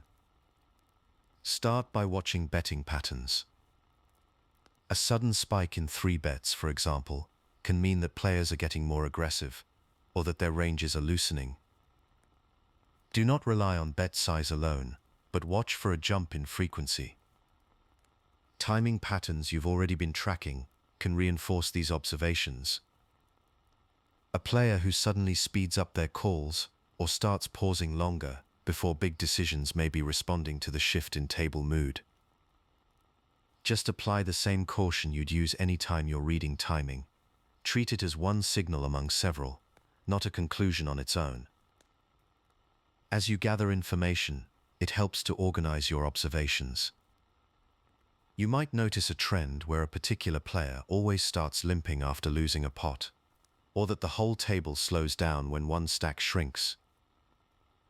Stack sizes, player mood, and betting rhythm all work together to shape the game. High-impact signals, like several players over-limping in the same orbit, matter more than one-off quirks like a single small bet. When you see something that affects how many players are seeing flops, or how often pots are being raised, pay special attention. These are the moments when the flow of the game is truly changing. Tracking cold calling tendencies is another way to get ahead of the curve. If you notice that players are calling raises more often than usual, you know that pots are about to get bigger and more multi-way. This tells you to adjust your starting hand selection and your post-flop plans before the rest of the table catches on. The sooner you notice these shifts, the more time you have to take advantage. Once you have a sense of the new dynamic, it is time to adapt your strategy in real time. Against a passive table where nobody is defending their blinds or fighting back against 3 bets, you can start widening your 3-betting range. This means you will be re-raising with more hands, taking advantage of their reluctance to call or 4-bet. If you see the table filling up with callers who never fold, you can adjust by making your value bets bigger. This way you get the most out of every strong hand against opponents who refuse to let go of theirs. When you spot frequent over-limping, do not be afraid to isolate more often. Raise bigger from late position to thin the field, and play pots against the weakest ranges. If the table is stuck in a pattern where nobody is adapting, you can keep pressing this edge until they finally notice and adjust. Timing matters as much as the adjustment itself. The earlier you recognize the shift and respond to it, the more hands you're likely to gain an edge in before others catch on. Sometimes, you will face a table that swings from tight to wild in just a few hands. If you see players refusing to tighten up even as the aggression rises, you can widen your value range and bet for thinner value. This means betting hands you might normally just check, because you know these opponents are likely to call with worse. When they finally start folding or fighting back, you can tighten up again and let them make the next mistake. All of it points to the same underlying skill. Flexibility and awareness of change are what separate players who grind out edges from those who wonder what happened. Many players stick to old habits, waiting for the table to come back to them. The ones who get ahead are those who notice the mood shift, spot the new patterns, and quietly change gears before anyone else does. Let the action slow for a moment. Feel the rhythm of the table. Each new hand is a chance to catch something different, a small sign the game has moved. If you stay open to these changes, you're more likely to find edges and find them earlier. Poker tends to favor players who adapt over those who wait for perfect conditions. Watching for shifts and moving before the table catches on is where a lot of quiet edges come from. Let your game breathe with the table, and you will find the edge you need, one adjustment at a time. Chapter 14: Exploiting Over-Aggression. you'll notice them before you've even settled into your seat. They raise almost every hand from late position, throw in 3 bets from seats you would not expect, and keep firing bets even when the board turns dangerous. These are the overly aggressive players. You will spot them not just by the noise they make, but by the patterns that emerge in their betting. Watch how often they open raise from the cutoff or button. In many games, you'll see them raise a wide range of hands from both positions, far more than a balanced player would. That is much wider than most players. It helps to notice how they handle 3 bets. Some will re-raise with hands that are not strong enough, especially from late position or even from the small blind. Their aggression shows up in how readily they attack pots without much setup. You might pick up on another pattern if you pay attention to their bet sizes. Over a long session, some aggressive players use smaller 3 bets when bluffing, and bigger sizes with premium hands, though many will mask this to avoid being caught. The real giveaway is how often they keep betting after the flop and turn, regardless of board texture. Their continuation bets tend to come at a very high frequency, whether the board is dry or wet. The best way to keep track of these patterns is to make mental notes. Notice how high they voluntarily put money in pot percentage runs, and how frequently they raise or re-raise. Their aggression factor will be much higher than the table average. You may also see them trying to isolate weaker players, or take down small pots with little resistance. If you log these habits in your mind, you will soon know which opponents are giving you the most chances to exploit. Once you can spot the overly aggressive players, the next step is to adjust your own strategy. One of the most reliable adjustments is to tighten your hand selection, especially from seats where they like to 3-bet. By playing fewer hands and focusing on those that hold up to pressure, you avoid difficult spots and set up stronger positions post-flop. If you know a player will 3-bet frequently, you can start 4-betting with your best hands, and sometimes with hands that block their strongest holdings, but do not feel pressured to widen your range without a plan. Often, just calling with strong hands that play well after the flop is enough, especially if you have position. Another useful tool is the check raise. Let the aggressive player bet first, then raise to put them in an uncomfortable position. This puts them in an uncomfortable spot. Many aggressive players are used to pushing others around, not facing resistance. A well-timed check raise on the turn, for example, can push them toward folding their weaker hands or calling with holdings that don't hold up against your value range. You do not need to check raise every time. Focus on spots where their range is widest and your hand is well ahead. Sometimes you will find that calling down with marginal hands is profitable against these players. Their tendency to bluff on multiple streets means that hands you might fold against a tighter opponent can be worth a call here. The key is to recognize when their story does not add up, and to trust your read. By letting them keep betting when your hand can win at showdown, you turn their aggression into your profit. These adjustments also have a psychological effect. Aggressive players are often frustrated when their bets stop working. If you check raise or call them down at the right moments, you may notice them slowing down or making mistakes. Tilt can creep in, making them even easier to exploit. When you resist their bluffs, you force them to question their approach, shifting the momentum of the table. When you hold a strong hand, you can use their aggression to help you build bigger pots. This is where managing the pot size and pulling full value from your hand work together. With a medium-strength hand, you want to keep the pot small, so you check or call rather than raise. But with a premium holding, let the aggressive player take the lead. You can check and let them bet, or make a small bet to invite a raise. The goal is to let them inflate the pot with their wide range, then capitalize when you are ahead. Slow playing fits naturally here. With your best hands, you act passively and let the aggressive opponent keep building the pot for you. This works especially well against players who cannot resist firing bets on every street.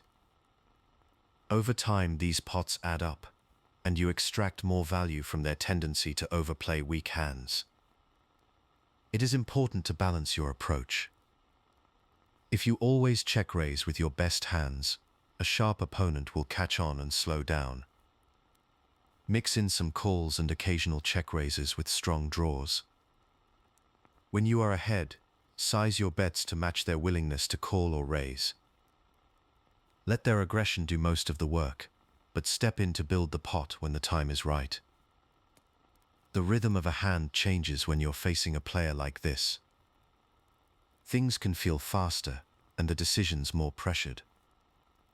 If you slow down, watch their patterns, and trust in your strategy, you will find that their overreach becomes your opportunity. Each time you resist their bluff, or trap them with a strong hand, you turn their biggest weapon into a weakness. Let the action come to you, and let their aggression fill the pot, one careful hand at a time. Chapter 15. Recognizing and countering passive play. The call comes in, and nothing follows. No bet, no raise, just a quiet chip slide across the felt, and a wait to see what happens next. You'll notice them calling raises, but rarely driving the action themselves. Their presence in a pot usually comes through a quiet call, rather than any push for initiative. When the action heats up, they tend to stay on the sidelines, unless the decision is easy. These players are not just cautious. In many cases, they are risk-averse, preferring to let others drive the action rather than step into the spotlight themselves. This tendency to call too often leads to mistakes. Passive players will defend their blinds by calling, even with hands that struggle to win after the flop. When they hold strong cards, their reluctance to bet or raise means they miss opportunities to build the pot. Their pots grow not because they want them to, but because more assertive players keep betting. Over time, this pattern creates an opening for you to extract value. If you can spot when they are holding marginal hands, you can use controlled aggression to build bigger pots with your best holdings. Calling stations sit at the far end of this spectrum. Their predictability makes them easy to plan around, and their reluctance to fold means you can keep betting into them with confidence. In the long run, these habits allow careful opponents to set the pace and extract value, hand after hand. Spotting passive players is about watching for clusters of actions, not just a single tell. Start by tracking who limps or over-limps before the flop. If a player frequently enters pots without raising, they are likely not looking to take control. Notice how often they call raises instead of pushing back with a re-raise. The more often you see a player call from the blinds or from middle positions without pushing back, the more that pattern suggests a passive approach. After the flop, patterns become even clearer.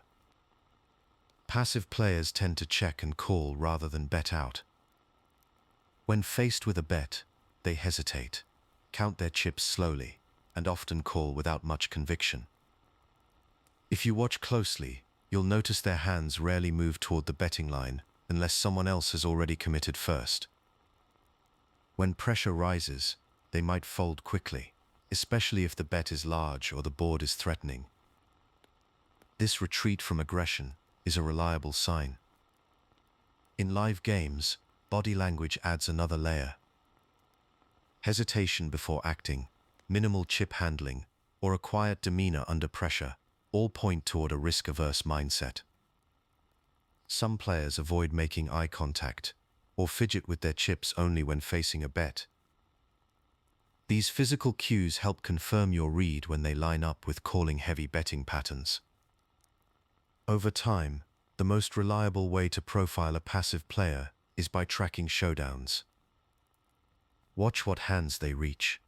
Showdown with after a long string of calls. If you see weak pairs or hands with little showdown value, reaching showdown after multiple calls, that's a strong sign they're defending too wide. Keep notes on these patterns and compare their calling frequency to what you expect from a balanced player. The more hands you see, the clearer the picture becomes. Once you have identified a passive opponent, your approach shifts. When they limp pre-flop, isolation raises are your natural response. Sizing up to 4 big blinds plus 1 big blind for each additional limper tends to put them in a difficult spot before the flop even starts. This builds the pot when you are likely to have the best hand and puts the passive player in a tough spot, since they rarely fight back with a re-raise. Post-flop, you can bet more thinly for value. Because passive players call with a wide range, hands that might only check against a tougher opponent can now be bet for profit. If your read suggests they're calling with second pair or weaker, continuing to bet for value tends to be the right move. The key is to avoid slow playing, since you will not get paid off by their rare raises. Instead, let your chips do the talking and build the pot steadily. When a known passive player does raise, it's worth slowing down. Their aggression tends to signal real strength, so folding weaker holdings usually makes sense in that spot. This willingness to let go when they finally push back is what keeps your edge safe while you profit from their calls. Pay attention to changes in their approach. Even passive players can shift gears if they get frustrated or pick up a strong run of cards. Watch for sudden aggression and be ready to tighten up or give them credit for strength if their pattern changes. Adapting quickly to these shifts means you keep your advantage, even as the game evolves. Over time, consistent pressure and well-timed value bets tend to build your stack against these opponents. You do not need to get fancy or take big risks. Let their passivity guide your decisions and respond with patient, steady aggression. As the game slows down, you will notice their patterns more easily. Each hand becomes an opportunity to extract value, one careful bet at a time.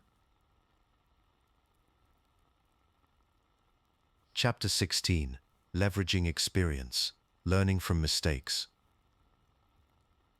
Mistakes at the poker table are rarely hard to find once you know where to look.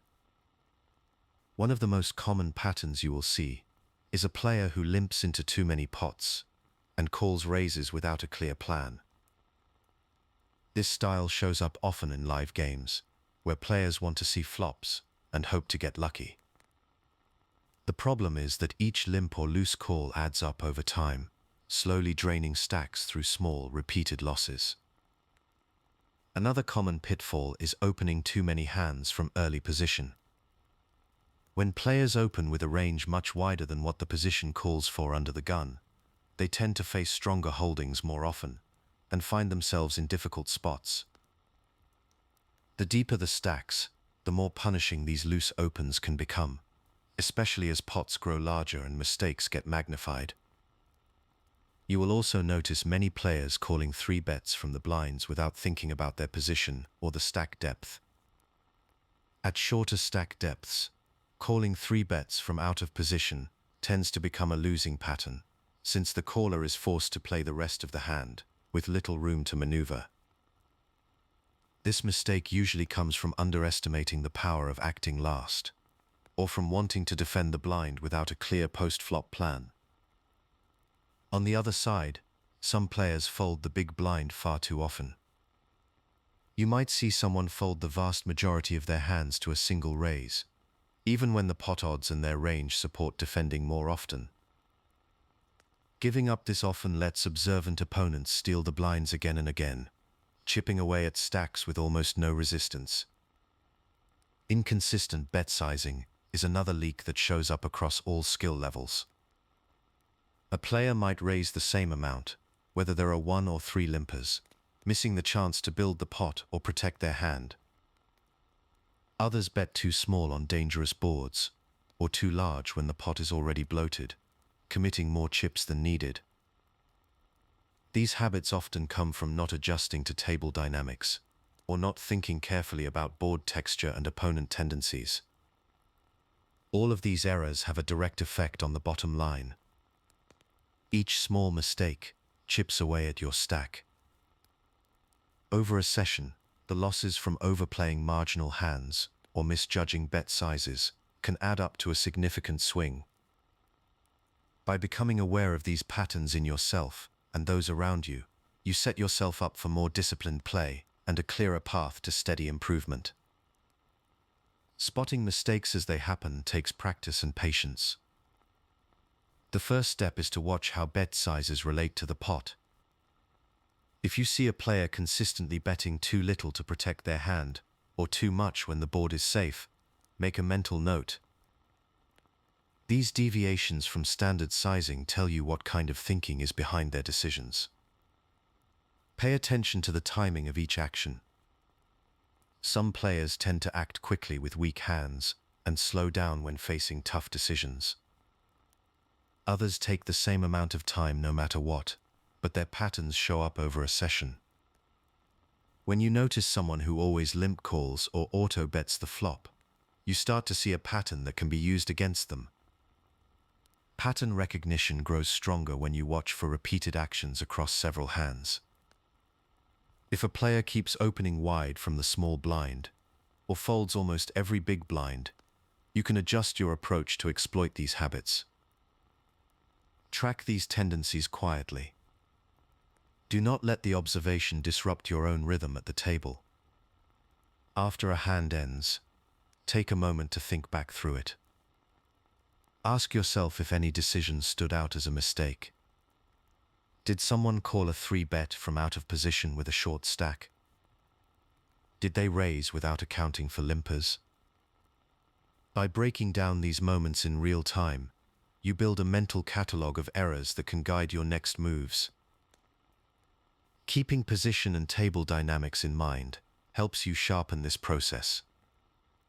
Some mistakes only make sense in the context of who is acting, where the stacks lie, and how the table has played so far. The more you pay attention to these details, the easier it gets to spot exploitable tendencies on the fly.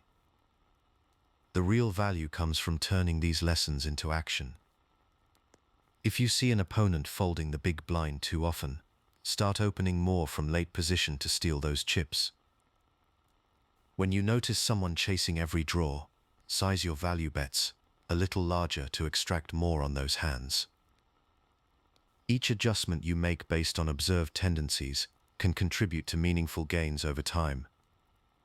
Look at your own play with the same critical eye. After each session, review your hands and look for patterns. Did you call too many 3-bets without a plan? Did your bet sizing change with the situation, or did you fall into a fixed habit? Each small correction, made session by session, can gradually build your edge and help you move away from the kinds of leaks you spot in others. The process is never finished. Each session offers new examples and new lessons. The more you watch, record, and apply what you learn, the stronger your decision-making becomes. Over time, you will see not just the mistakes others make, but the subtle improvements in your own game. The table feels quieter. The action slows. Each hand becomes a chance to learn a little more.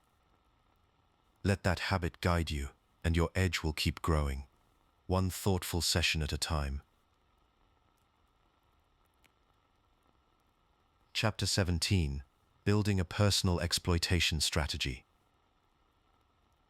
Your notes from past sessions already hold more information than you might expect. Look through them with patience, and you will start to notice moments that keep coming back. Maybe you notice you lean toward over-aggression against certain players, or you find yourself hesitating when facing bets from loose opponents. These patterns are not just habits. They are signals that can be tuned for an exploitation strategy. If you keep seeing yourself value betting lightly against tight players, or folding to aggression from those who rarely bluff, make a note. Over time, these tendencies can become predictable, both to you and to your opponents. The goal is to spot not just what you do well, but where you get stuck, especially against different player types. For instance, think about how often you widen your range against passive players, or tighten up against aggressive ones. Are you making these shifts automatically, or do you sometimes miss opportunities? Try organizing your notes by the style of opponent. When you play against tight players, do you find yourself missing value by not betting enough? Against loose ones, are you calling too often with marginal hands? Look for leaks like calling too wide in one spot, or passing on a raise when the action in front of you is weak. Even your strengths, like reading board texture or picking up on betting patterns, can be sharpened when you know exactly where you excel and where you fall short. Remember, Texas Hold'em offers over 1,300 starting hand combinations. Most hands you play will fall into a small subset, shaped by your preferences and comfort zones. If you always favor certain holdings or avoid others, ask yourself why. Is it based on data from your sessions or just a feeling? The more your choices connect to real outcomes, the clearer your adjustments become. Try to spot where you can optimize. If you notice you miss value against players who rarely fold, consider increasing your bet sizes or value betting more thinly. If you find yourself getting caught by bluffs from the same aggressive opponents, think about tightening your calling ranges or trapping more often. These tweaks come from knowing your own habits and matching them to what each player type gives away. Now, let's move from your own patterns to reading your opponents more deeply. Watch how they size their bets, how quickly they act, and how often they get involved. Some players limp behind rather than raise, which often means they want to see flops with many hands and prefer multi-way pots. Others avoid confrontation by rarely three-betting or by making their three bets too small to apply real pressure. These are clear signs of a player's comfort and risk tolerance. When you see someone call most three bets, they likely have a wide calling range and are not afraid to play big pots. That gives you a chance to value bet wider or set traps when you have a strong hand. If you notice an opponent betting the same amount in every spot, or taking the same amount of time to act, regardless of position or opponent, they are probably not adjusting to player types. This lack of awareness makes them easier to exploit. Pay attention to river play. A lot of players tend to underbluff on the river, which means they rarely fire that last bet without a strong hand. If you spot someone who rarely triple barrels without a strong hand, you can make tighter folds. At the same time, in live cash games, you will sometimes find players who fold too often when facing large bets. When you see repeated folding to aggression, you can start to bluff more often and pick up pots without showdown. Psychological patterns are just as important as technical ones. Some players tilt after losing a big pot, suddenly playing faster or looser than before. Others stay locked in their habits, ignoring the flow of the table or the tendencies of their opponents. If you can spot these shifts, whether it is a sudden change in aggression or a player who keeps betting without looking at who they are up against, you can adjust on the fly and capture extra value. Even online, timing tells carry a lot of weight. You have already seen how snap calls and long pauses can signal hand strength. Those patterns become especially useful when you are building a read over multiple sessions. The more you practice noting these details, the sharper your psychological reads become. Now let's bring everything together into a strategy that does not stand still. Start with a basic approach that works against unknown players. As you gather information, Layer on specific adjustments that target the habits you have observed. If you are facing a table full of tight passive players, you might open up your range and value bet more often. Against a group of loose aggressive players, you might tighten up and look for spots to trap. The key is flexibility. Avoid becoming predictable yourself. Rotate your approach, sometimes playing tighter, sometimes looser, so you are not easy to read. This also keeps opponents from locking in on your habits and turning your strengths against you. Practice is what makes these adjustments second nature. Review your sessions after you play. Look for spots where your plan worked and where it fell short. Did you miss a chance to bluff because you did not trust your read? Did you value bet too thinly against a player who never folds? Make small corrections and keep track of what changes improve your results. If you want to build sharper instincts, set up drills for yourself. Pick a session and focus only on one thing, maybe reading timing tells, or watching how bet sizes shift across different opponents. Change stakes or formats now and then to see how your strategy holds up. Each new environment is a chance to refine and test your adjustments. Completing an open-ended straight draw on a single card, such as the turn alone, happens roughly 17% of the time. Flopping a set when you hold a pocket pair comes up roughly once in every 8 times. These numbers remind you that poker is a game of small edges and long-term thinking. Your strategy will never be perfect in any one hand, but steady refinement and adaptation are what build a winning edge over time. Let your approach stay in motion. Each note you take, each read you practice, and each adjustment you make adds a layer to your personal strategy. The more you pay attention to your own tendencies and to those of your opponents, the easier it becomes to spot new opportunities. With patience and steady practice, your edge grows quietly, hand by hand. Let the pace slow. Let your decisions settle. The game will always offer something new to learn, and your strategy will always have room to grow.